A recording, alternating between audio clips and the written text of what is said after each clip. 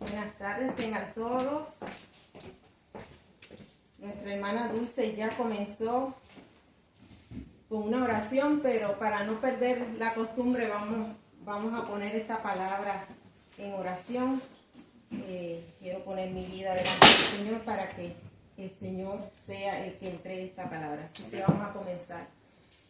Padre Santo, Padre bueno, bendito Señor, gracias te damos, Señor, por tu gran misericordia, por tu gran amor, por tu gran fidelidad, Señor.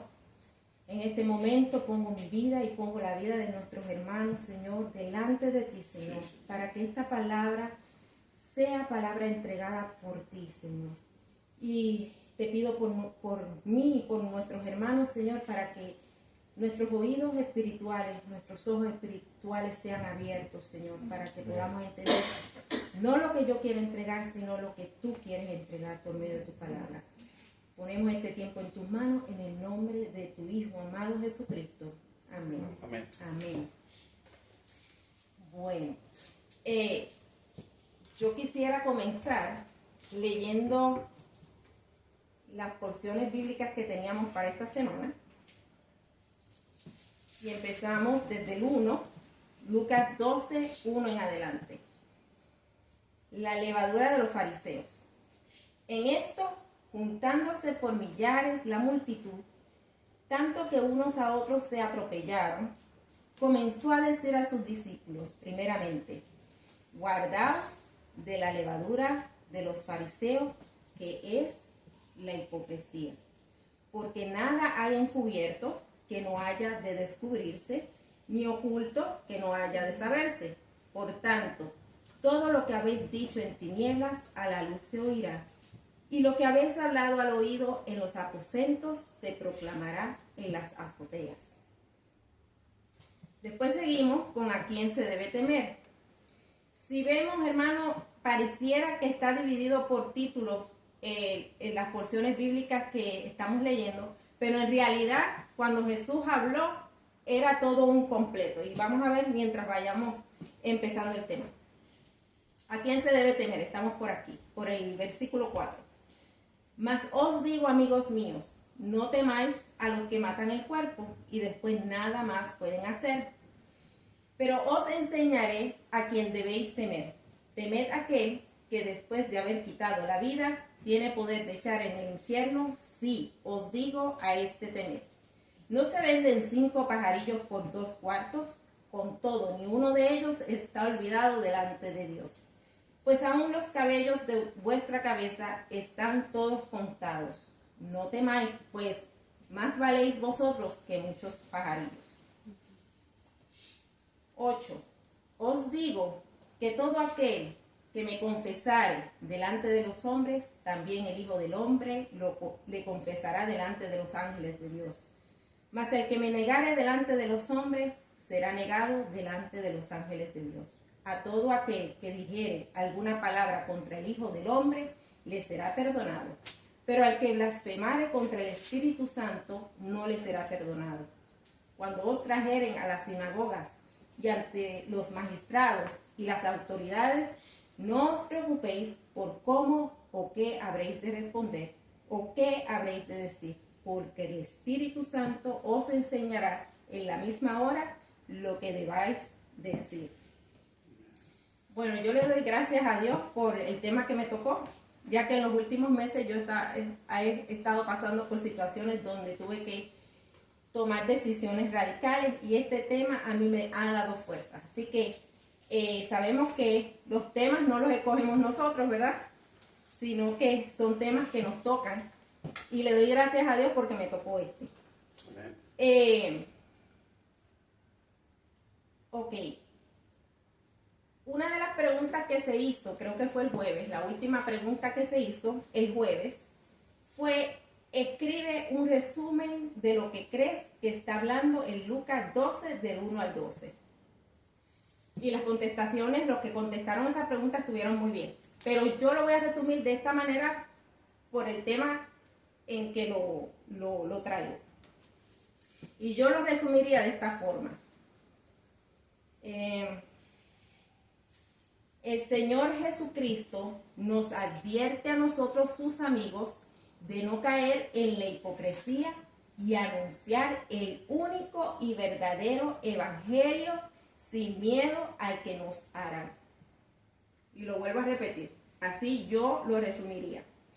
El Señor Jesucristo nos advierte a nosotros, sus amigos, de no caer en la hipocresía y anunciar el único y verdadero evangelio sin miedo al que nos harán. ¿Ok? ¿Alguien tiene Lucas 12 del 1 al 3?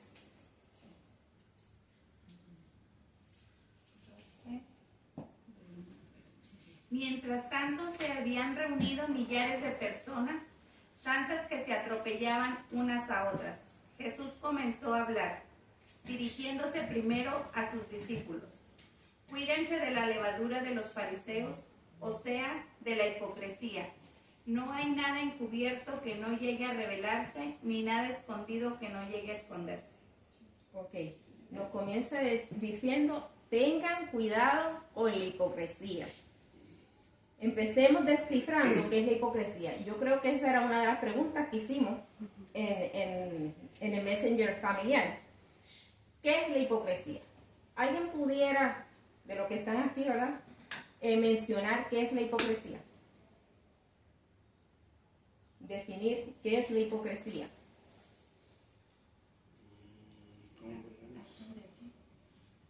¿Sí?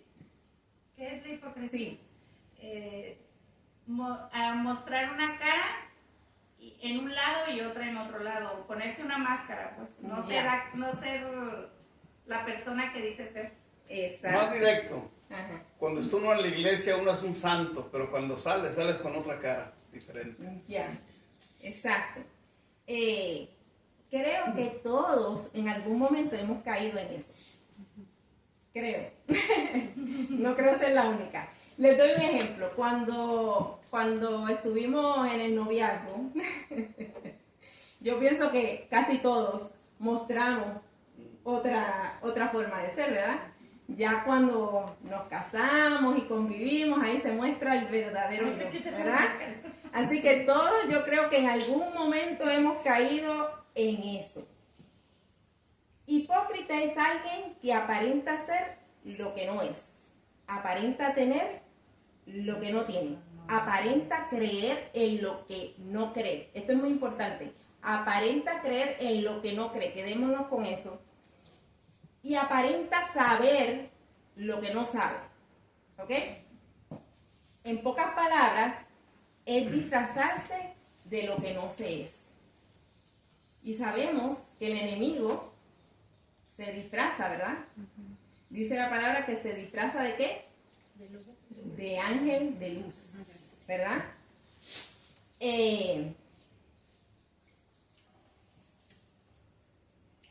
Pero le damos gracias a Dios porque Él le quita la máscara y el disfraz, ¿verdad?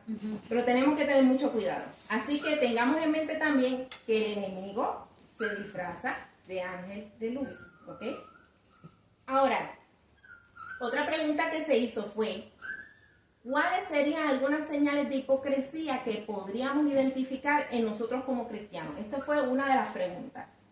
A ver, ¿alguien puede de aquí contestar? Una señal que pudiéramos ver en nuestras vidas que demuestran que puede haber hipocresía. ¿Alguien podría contestar? Si no, pues sigo. Decir que soy y no soy. Decir que soy y no soy. Yo en mi respuesta puse que cuando nosotros, el pastor, lo idolatramos tanto que ya no nos importa qué dice Dios, estamos siendo hipócritas con Dios. Ajá. Ok, amén. Ok, yo le voy a dar 4 señales. No digo que son todas las señales, pero 4. Cuando nos decimos ser cristianos, pero no obedecemos a Cristo. Podemos estar diciendo que somos cristianos, pero nuestro testimonio dice otra cosa. Entonces, ahí hay una señal de hipocresía. 2. Cuando vivimos de manera egoísta, deseando un puesto de liderazgo en la iglesia solo para ejercer control en vez de para servir a los demás. Cuando yo quiero estar en un puesto de líder en iglesia, pero mi intención es llamar la atención y no servir, ya eso es hipocresía. 3. Cuando nuestra fe, en vez de ser en Cristo, pasa a ser en una lista de rígidos reglamentos, que al final, en vez de ser la adoración a Dios, terminamos rindiendo culto a este tipo de reglamentos. O sea, cuando yo pongo los reglamentos por encima de lo que Dios me está mandando a hacer. 4. Cuando cumplo con ciertas ordenanzas o mandamientos que el resultado se reflejan externamente, mas no internamente. Por ejemplo, una persona puede ser fiel dando diezmo, ¿verdad? Pero a la hora de una necesidad, ser tacaño. O sea, no querer ayudar a una persona necesitada. Ahí podemos ver, ¿verdad? Una raíz de hipocresía, podría decir. Yo no sé si les di a alguno de ustedes Mateo 23 del 25 al 28, ¿o sí? Sí. ¿Sí? Ok. Mateo 23 del 25 al 28, y si lo pudieras leer muy alto. Hay de vosotros, escribas y fariseos, hipócritas, porque limpiáis lo de afuera del vaso y del plato, pero por dentro estáis llenos del robo y de injusticia. Fariseo ciego, limpia primero lo de adentro del vaso y del plato, para que también lo de afuera sea limpio. Hay de vosotros, escribas y fariseos, hipócritas, porque sois semejantes a sepulcros blanqueados, que por fuera a la verdad se muestran hermosos, mas por dentro están llenos de huesos de muertos y de toda inmundicia. Así también vosotros por fuera, a la verdad, os mostráis justos a los hombres, pero por dentro estáis llenos de hipocresía e iniquidad.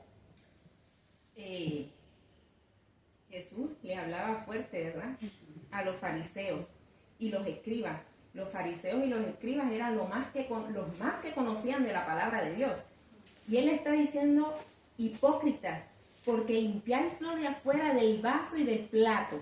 O sea, imaginemos un plato hondo y un vaso. O sea, Jesús está comparando cómo ellos hacían en su vida.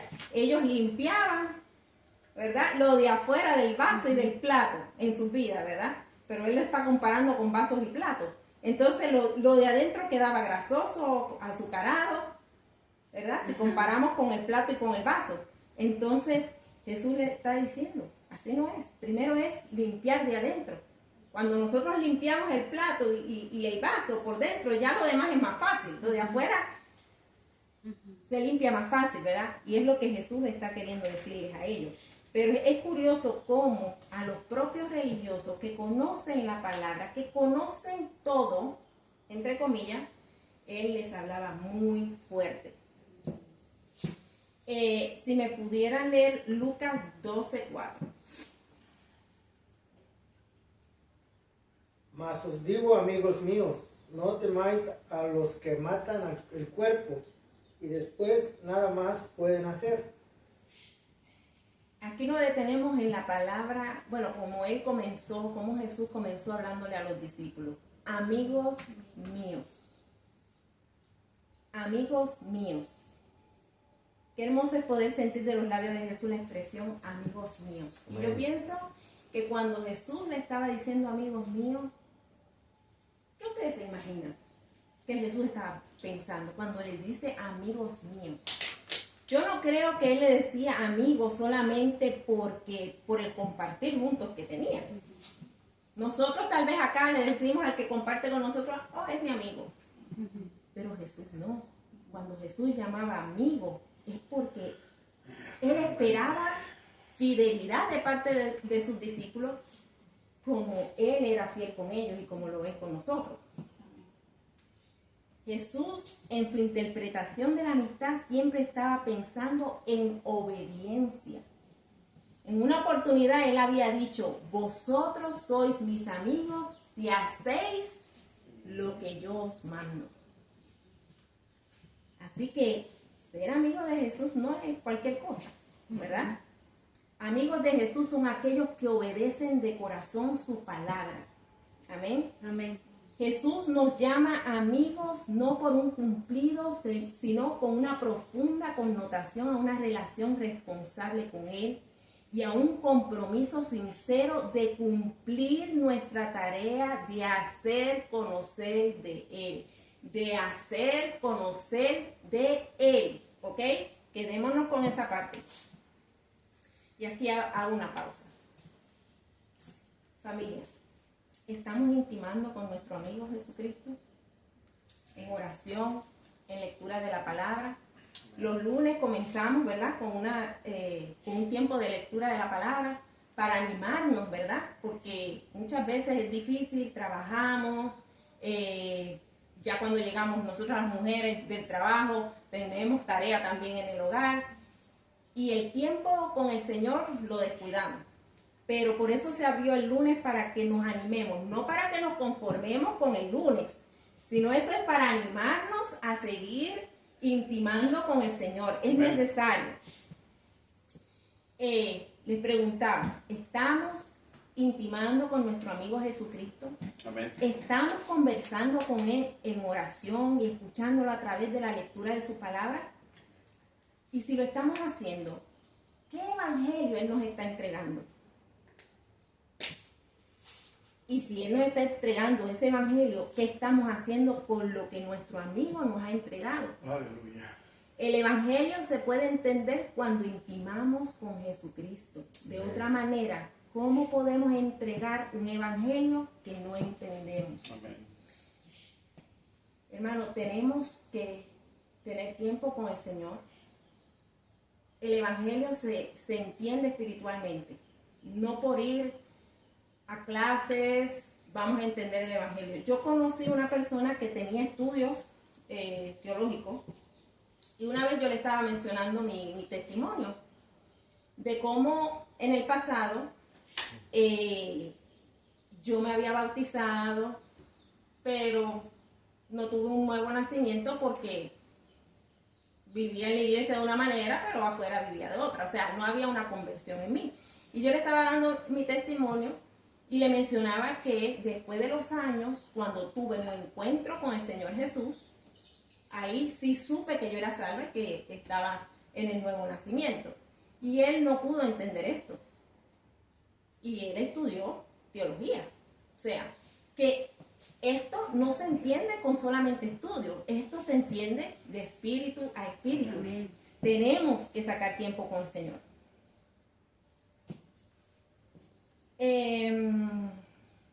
¿Alguien tiene Lucas 12 del 11 al 12?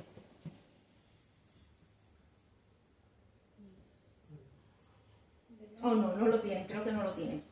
Esto es referente a lo que estaba hablando ahora. Cuando os trajeran a la sinagoga y ante los magistrados y las autoridades, no os preocupéis por cómo o qué habéis de responder o qué habréis de decir, porque el Espíritu Santo os enseñará en la misma hora lo que debáis decir. Esto da el testimonio de lo que he estado hablando. O sea, estas cosas se entienden espiritualmente, ¿ok? Así que tenemos que intimar con el Señor. Ahora, recordemos nuevamente. Vosotros sois amigos, ¿sí que? Si hacéis lo que yo os mando, dice Jesús. Ahora, en vez de irnos, estuvimos hablando en el texto de la levadura de los fariseos. Ahora vamos a brincar a quién se debe temer. No vamos a hablar de eso ahora. Vamos a ir a el que me confesare delante de los hombres. Vamos a entrar a ese tema. Pero vamos a comenzar, en vez de leer Lucas 12, del 8 al 9, vamos mejor a ir a Mateo, donde ahí nos explica un poquito más con detalle lo que Lucas 12, 8 al 9 nos quiere decir. No sé si alguien tiene Mateo 32 al 39. A cualquiera, pues, que me confiese delante de los hombres, yo también le confesaré delante de mi Padre que está en los cielos. Y cualquiera que me niegue delante de los hombres, yo también le negaré delante de mi Padre que está en los cielos. No penséis que he venido para traer paz a la tierra. No he venido para traer paz, sino espada. Porque he venido para poner en disensión al hombre contra su padre, a la hija contra su madre, y a la nuera contra la suegra. Y los enemigos del hombre serán los de su casa. El que ama padre o madre más que a mí, no es digno de mí. El que ama a hijo e hija más que a mí, no es digno de mí.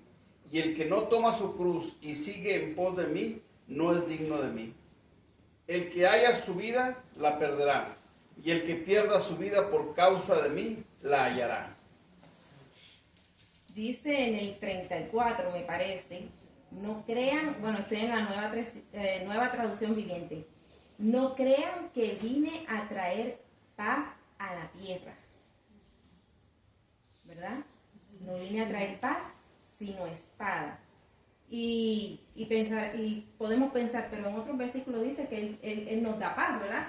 Sí, pero aquí está hablando de algo específico, no es que la Biblia se está contradiciendo. Si amas a tu padre o a tu madre más que a mí, no eres digno de ser mío.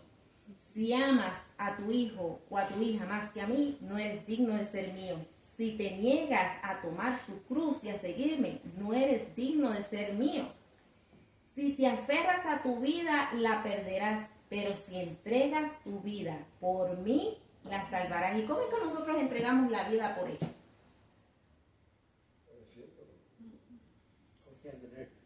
Confiando en Él. Pero aquí está hablando de que Él no vino a traer paz sino espada. ¿A qué se está refiriendo aquí? A la contienda con Satanás. Hay algo más. La palabra. La palabra. El Evangelio, hermanos. El Evangelio. Aquí está hablando del Evangelio. Cuando nosotros vinimos por primera vez al Evangelio, no sé, yo creo que todos pasamos por eso, y tenemos esa intimidad con el Señor, hay como una lucha en nuestro propio hogar, ¿verdad? Alguien siempre viene primero, pero el que todavía no ha venido, siempre hay esos roces. De eso es lo que está hablando aquí. O sea, nosotros traemos el Evangelio a nuestro hogar cuando tenemos esa convicción con el Señor, cuando ya conocemos de Él, y ya cuando traemos al Señor a nuestro hogar, ¿qué pasa? Se hace una contienda. Se hace una contienda, ¿verdad? De eso es que está hablando aquí. Es que estamos entregando el Evangelio.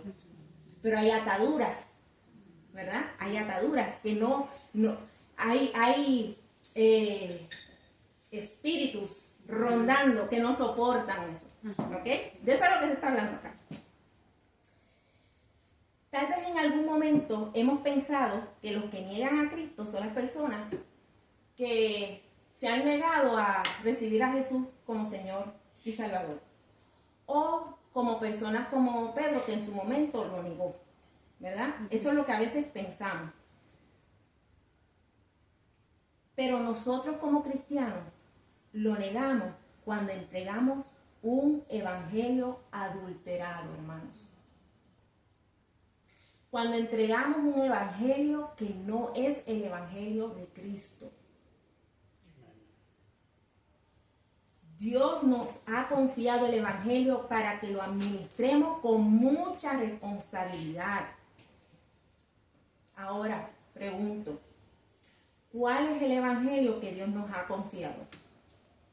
El evangelio que Dios nos ha confiado es Jesucristo mismo. Amén. No hay otra cosa fuera de Jesucristo que sea el evangelio de Él. No, no lo hay. En un momento,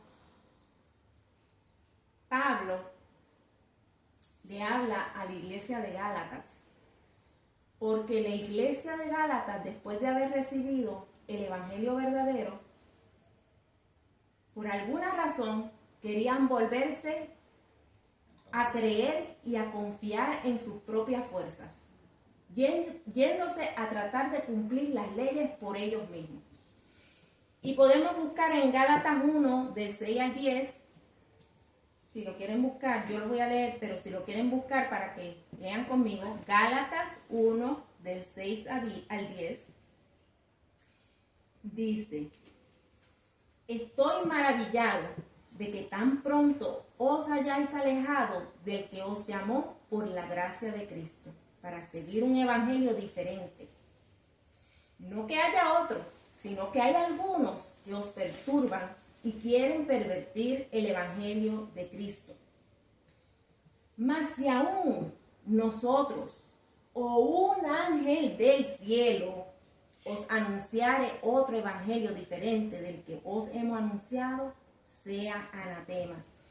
Cuando aquí dice, o un ángel del cielo os anunciare otro evangelio diferente, me hace recordar de ciertas sectas que varios de ellos, los líderes, cuando comienzan su religión, han dicho que un ángel se les apareció y por tal razón siguen esas doctrinas y esas cosas que siguen. Curiosamente, ¿verdad? Pero ¿qué dice la palabra?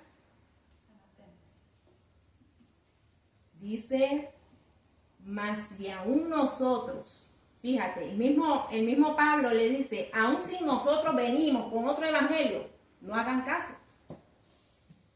O un ángel del cielo, tampoco. Si ellos anunciaren algo diferente a lo que ya le mencionamos nosotros anteriormente, sea anatema. ¿Y qué será anatema? ¿Qué será anatema? Algo que me robo de afuera y lo traigo a mi casa. O que tomo de afuera que no es mío y lo traigo. ¿Y eso qué es? ¿Está qué? ¿Maldito? Sí, está maldito. Anatema es ser maldito. Anatema es apartado, fuera, maldito. Como antes hemos dicho, también ahora lo repito, si alguno os predica diferente evangelio del que habéis recibido, sea anatema. Pues busco ahora el favor de los hombres o el de Dios. ¿O trato de agradar a los hombres? Pues si todavía agradara a los hombres, no sería siervo de Cristo. No está hablando la palabra, ¿verdad? Y hay una moda, por decirlo de esa manera y no decirlo de otra manera, donde se predica y se da un evangelio a cambio de, por ejemplo, recibes bendiciones a cambio de cumplir ciertos ritos religiosos, o eres salvo si haces tal cosa. ¿Cuántas personas en el mundo perdidas se creen que van al cielo porque son, entre comillas, ellos creen que son buenos? Porque ellos se creen que están buenos, que son buenos, creen que son salvos. Precisamente por el evangelio adulterado que se predica. Así que tenemos que nosotros tener cuidado de nosotros no ser los que mandamos a la gente a donde no queremos ir ni queremos que vayan. Habrá momentos en que tendremos que defender lo que Jesucristo nos ha entregado para no caer en la hipocresía, hermanos. Habrá momentos en que tal vez tengamos que enfrentar a un hermano cuando esté desviando el mensaje que Cristo nos ha confiado. O tal vez un hermano nos enfrente a nosotros por la misma razón. Debemos ser humildes, hermanos, y recibir esa reprensión. Amén. Amén. Demos un ejemplo muy claro. Cuando Pablo reprende a Pedro por la misma situación. No sé si les di Gálatas, no les di Gálatas, no. Gálatas 12 del 1 al 16 en la Nueva Traducción Viviente. Y estamos hablando de esto porque es una de las maneras en que podemos caer en la hipocresía y es una de las maneras en que podemos estar negando a Cristo y no nos damos cuenta, hermano. No nos damos cuenta. Gálatas, ¿qué es? Gálatas 12 del 1 al 16. 2 del 11 al 16. Gálatas 2 del 11 al 16.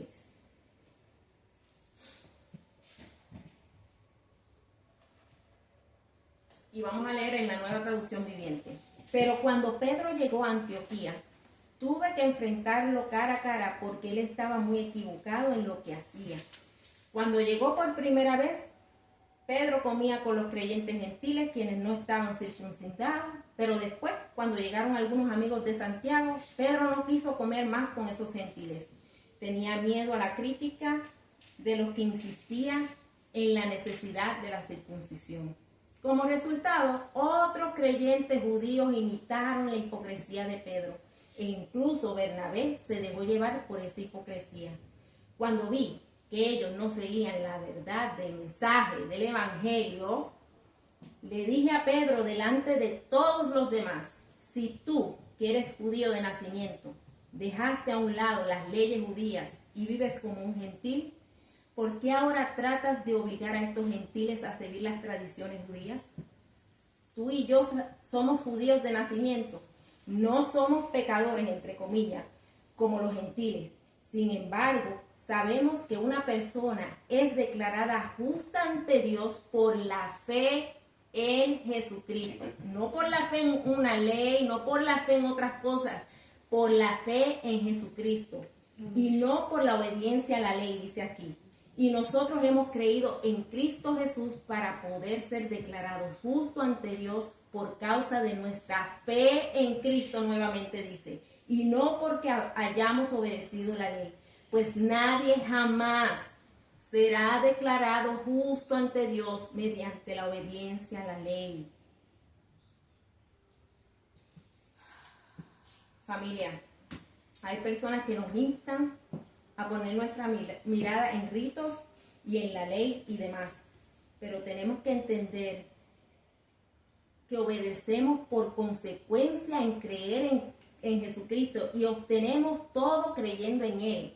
No es yendo a la ley o poniendo nuestra mirada en eso, no. Es poniendo nuestra mirada en Cristo que podemos hacer todo lo que querramos en Él. Amén. ¿Queremos obedecer a Dios? Pongamos los ojos y nuestra confianza en Jesucristo y lograremos obedecerle. Amén. ¿Queremos dones? Pongamos los ojos en Jesucristo y los dones vendrán. No Amén. pongamos los ojos en los dones porque nos estamos desviando. Tenemos que poner los ojos en Jesucristo y los dones vendrán. Amén. Separados de Él, nada podemos hacer. Cuando ponemos nuestra confianza en la ley, dejamos de creer en Jesucristo y eso es religiosidad. Cuando dejamos de creer en Jesucristo, llegamos a creer en nosotros mismos y este era uno de los mayores problemas de los fariseos. ¿Qué pasaba con ellos? Ellos entendían la palabra, ellos se dejaban dirigir por la palabra, por la ley, pero ¿qué pasó? Confiaron tanto en ellos mismos, en que ellos podían cumplir la ley y como resultado negaron a Jesucristo, no lo necesitaron. Y así muchas veces nosotros podemos caer en eso. Y eso es hipocresía, hermanos. Leamos Lucas 12 del 4 al 5. ¿Sí lo tiene?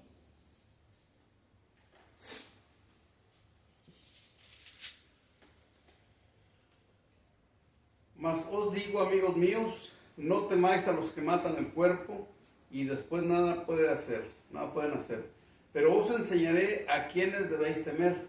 Temed a aquel que después de haber quitado la vida, tiene poder de echar en el infierno. Si os digo a ese temed. Dice, mas os digo, amigos míos, no temáis a los que matan el cuerpo y después nada pueden hacer. ¿Quiénes son los que matan el cuerpo? Esa es una de las preguntas, ¿verdad? ¿Sí saben? Por supuesto que cuando Jesús se refiere a los que matan el cuerpo, hace referencia directa a los hombres, ¿ok? Por lo tanto, lo que nos recomienda Jesús en este pasaje es a no temer a los hombres, no temer a los hombres. Gracias a Dios todavía no estamos pasando por momentos como los discípulos pasaron, que muchos murieron por defender el Evangelio. Pero en cambio tenemos temor al que dirán, qué van a pensar de mí, qué me van a hacer, cómo me van a mirar a partir de ahora.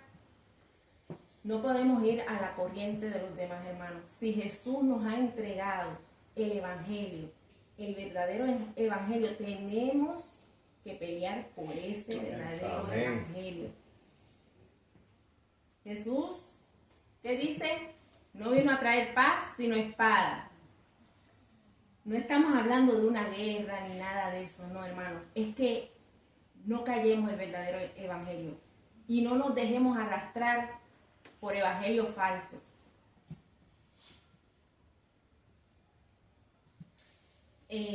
Estas preguntas que hicimos, como qué me van a hacer, cómo me van a mirar a partir de ahora, después de haber defendido el evangelio, uno mira estas preguntas y hasta parecen inofensivas, pero en el momento que comenzamos a colocarla en nuestra mente ya hemos perdido.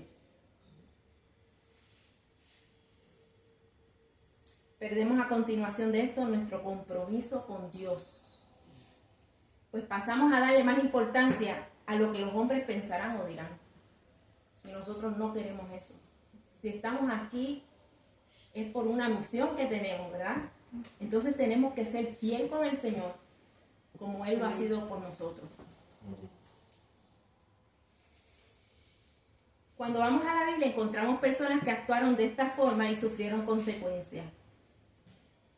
Y vemos un caso con Saúl, cuando le dice a Samuel: yo he pecado, pues he quebrantado el mandamiento de Jehová y tus palabras, porque temía al pueblo y consentía la voz de ellos.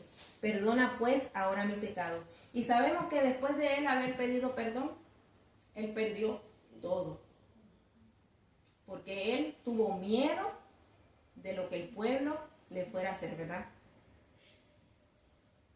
Perdió sus privilegios, perdió su autoridad, perdió su oportunidad de ser un instrumento en las manos de Dios para liderar a su pueblo. Cuando tememos a los hombres, terminamos perdiendo nuestra identidad en Jesucristo. Cuando tememos a los hombres antes que a Dios, esto trae sus consecuencias.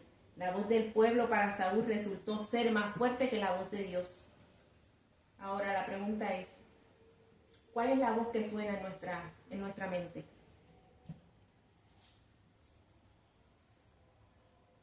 ¿Qué voz suena más fuerte en nuestros oídos?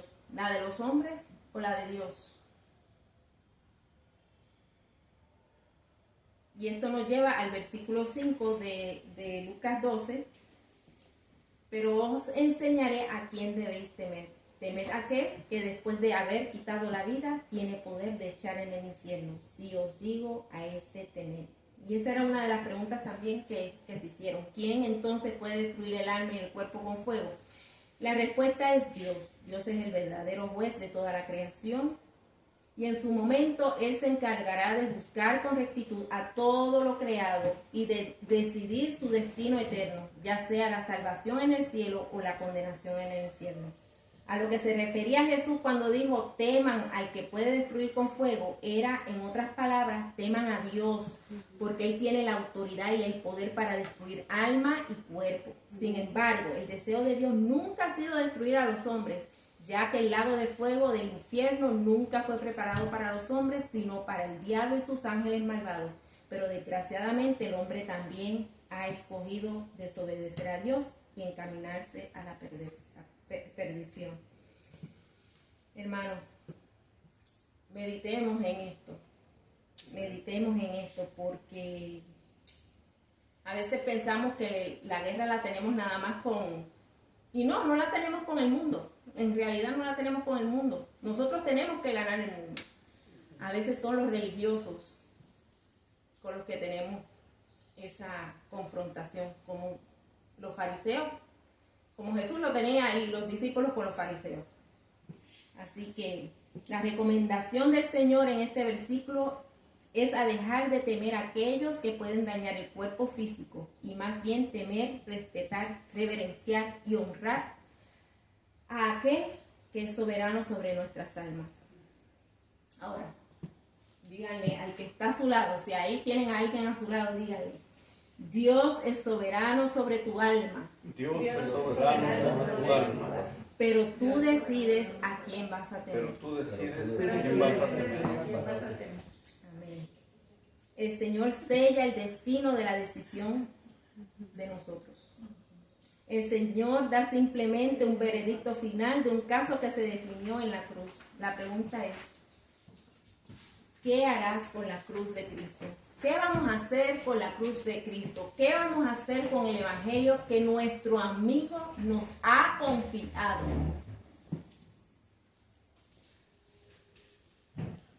¿Qué vamos a hacer? ¿A quién temerás? ¿A Cristo o a los hombres? Cristo. Y hermanos, no hemos pasado lo más difícil. No hemos pasado lo más difícil. Y si en esto no podemos, ¿cómo podremos en lo difícil? ¿A quién darás mayor honra en tu vida? ¿A los hombres o a Dios? Cuando vamos al Salmo 56:11, encontramos estas palabras: en Dios he confiado, no temeré. ¿Qué puede hacerme el hombre? Somos hijos de Dios. Y termino con: no perdamos la identidad. Amén. Amén.